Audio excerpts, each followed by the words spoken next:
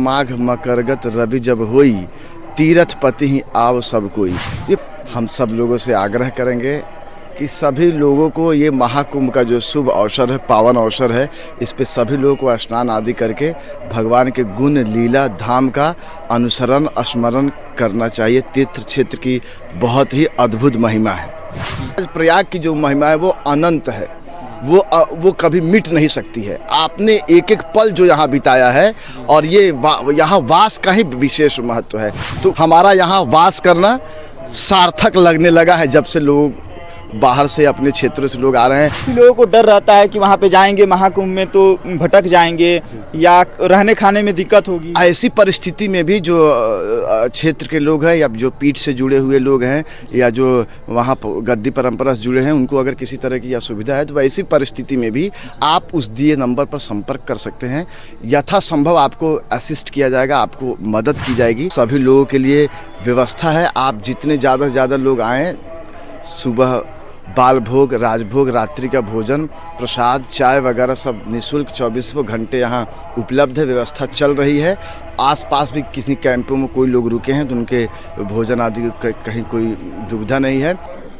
नमस्कार, मैं प्रिंस चौबे और आप देख रहे हैं पब्लिक जंक्शन। अभी हम पहुंच चुके हैं प्रयागराज महाकुंभ में और यहाँ पर बिहार के काशी कहे जाने वाले अरेराज सोमेश्वरनाथ के महंत महामंडलेश्वर रविशंकर गिरी जी महाराज से मुलाकात हुई है और बता दें कि यहाँ पर उन्होंने कुछ व्यवस्था किया हुआ है। ये यज्ञशाला है और बाकी बहुत सारे जो यहाँ पे भंडारे चलवा रहे हैं और काफ़ी लोगों के लिए यहाँ पर रहने खाने की व्यवस्था जो है ये अपने द्वारा किए हुए हैं।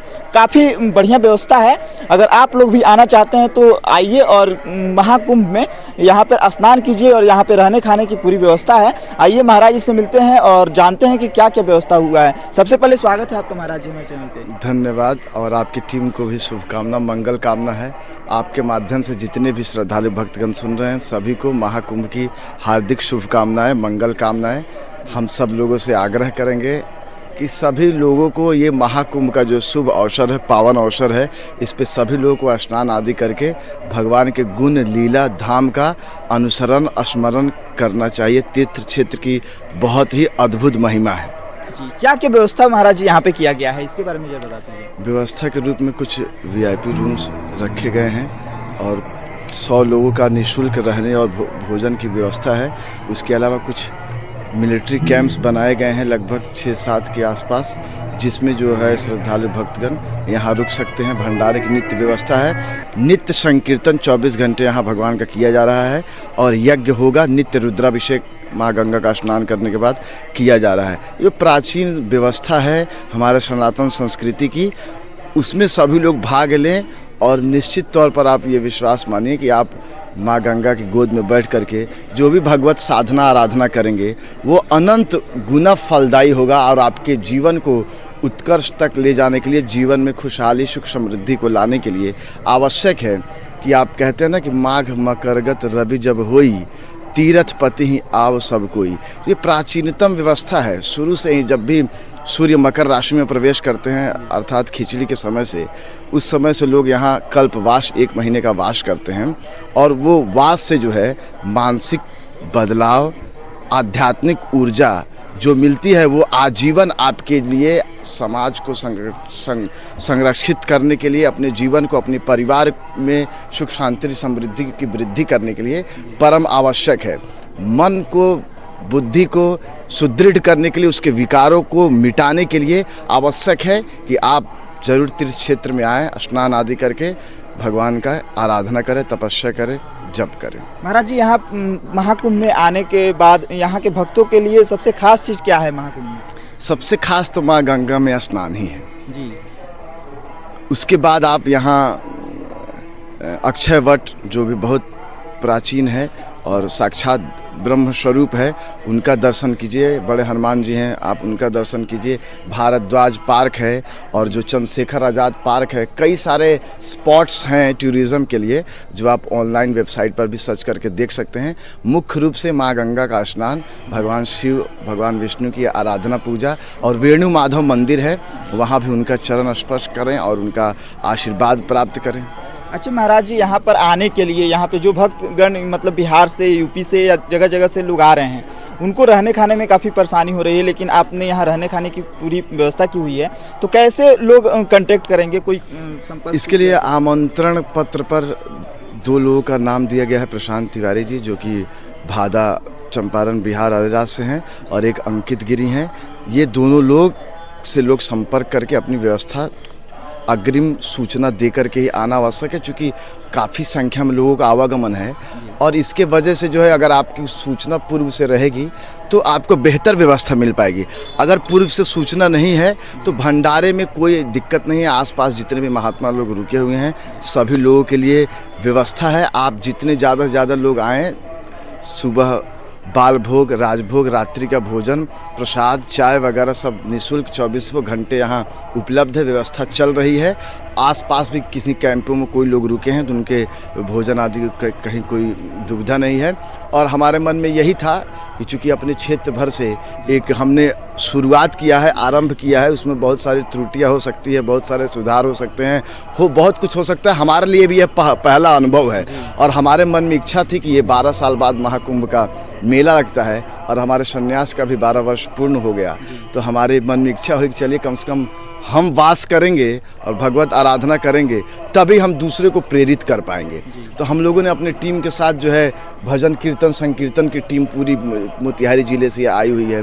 और उसके बाद जो है आचार्य लोग जो है नित्य रुद्राभिषेक कर रहे हैं, हम स्वयं अपना रुद्राभिषेक कर रहे हैं। उसके बाद रामचरितमानस भगवान का पाठ हो रहा है। तो तीर्थ क्षेत्र में मुख्य उद्देश्य यही था कि हम लोग जो है अपनी भक्ति आराधना यहाँ तीर्थ क्षेत्र प्रयाग में, चूँकि जो लोग हम लोग देवालय में करते हैं, अपने घर पर, गौशाला में, नदियों में, तो जो तीर्थराज प्रयाग की जो महिमा है वो अनंत है, वो कभी मिट नहीं सकती है। आपने एक एक पल जो यहाँ बिताया है, और ये यहाँ वास का ही विशेष महत्व है, तो उसका आपके जीवन में लोक परलोक दोनों सुदृढ़ होंगे। आपको ऐसी अलौकिक शक्ति प्राप्त होगी जिसके माध्यम से आपका लोक परलोक दोनों बन जाएगा, और आपके आने वाले भविष्य में जो आपके पाप है वो नष्ट होंगे, और आप आगे जीवन में आपसे कम कोई अपराध हो, पाप हो, इसके लिए भी आपको प्रेरणा की जागृति इस तीर्थ क्षेत्र से होगी, इसमें कोई संदेह नहीं है। और यहाँ लोग आकर के भगवान रामचरितमानस का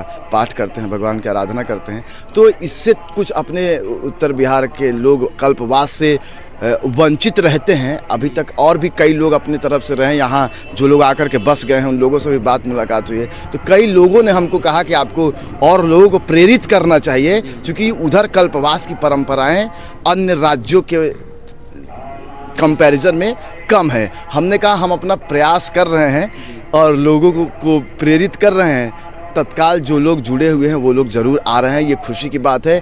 कल भी कोटवा से, हरसिद्धि से, संग्रामपुर से कई सारे लोग आए, तो उन लोगों को देख करके अच्छा लग रहा है। वो लोग घूम रहे हैं, भोजन प्रसाद ले रहे हैं, भजन भक्ति का आनंद ले रहे हैं, और उन लोगों के माध्यम से और जिन लोगों की सूचना जिनको पता चल रहा है यूपी बिहार या जगह जगह से, वो लोग आपके पास वो लोग आ रहे हैं। जिन लोग आ रहे हैं और वो बिल्कुल प्रसन्न होकर के जा रहे हैं, तो उनकी प्रसन्नता से हमको भी प्रसन्नता हो रही है कि चलिए ठीक है, हमारा यहाँ वास करना सार्थक लगने लगा है। जब से लोग बाहर से, अपने क्षेत्रों से लोग आ रहे हैं, या प्रयागराज में कई सारे, अभी एक लोग मिले हरसिद्धि के ही सुरेश राय जी, जब से आए हैं तब से 2-3 दिन लगातार पर डे यहाँ विजिट कर रहे हैं। कुछ पदाधिकारी लोग हैं जो उस क्षेत्र से हैं, तो वो लोग भी जैसे पता चला कि हम यहाँ हैं, तो वो लोग आकर के धीरे धीरे बात कर रहे हैं, मुलाकात कर रहे हैं। तो अच्छा लग रहा है, और लोग भी बहुत ही प्रसन्न हो रहे हैं कि आपने जो है चंपारण को यहाँ ला करके स्थापित किया। ये हम लोग के लिए गौरव की बात है। तो उसी में हमारा भी गौरव है और उसी में हमको भी आनंद है। कब से कब, मतलब कब तक ये चलेगा? हम लोग तो प्रयास कर रहे हैं कि 26 फरवरी महाशिवरात्रि तक ये चले, हमारा यही प्रयास है। बाकी भक्तों के आवागमन के ऊपर भी है। हम लोग वहाँ तक व्यवस्था पूरी तरीके से पूरी कर लिए हैं, और 29 तारीख को शाही स्नान रथ यात्रा हमारी निकलेगी जूना अखाड़ा की ओर से, और हम लोग शाही स्नान करेंगे। 29 को शाही स्नान करके भंडारा करने के बाद 4 दिवसीय जो वसंत पंचमी मेले का आयोजन होता है, उसमें भक्तों की सेवा के लिए हम वहाँ अरेराज हमारा वास प्रवास होगा। उसके बाद फिर 4 तारीख को, 5 को पुनः प्रयागराज में हमारा वास आरंभ हो जाएगा। फिर हम लोग जो है भागवत का पाठ और यज्ञ शुरू कराएंगे। हवन वगैरह सब कुछ की अपना चलता रहेगा नित्य निरंतर, जैसे जो व्यवस्था चल रही है। सारी व्यवस्था 26 फरवरी महाशिवरात्रि तक तीर्थराज प्रयाग में सोमेश्वर नाथ पीठ की ओर से व्यवस्था दी जाएगी।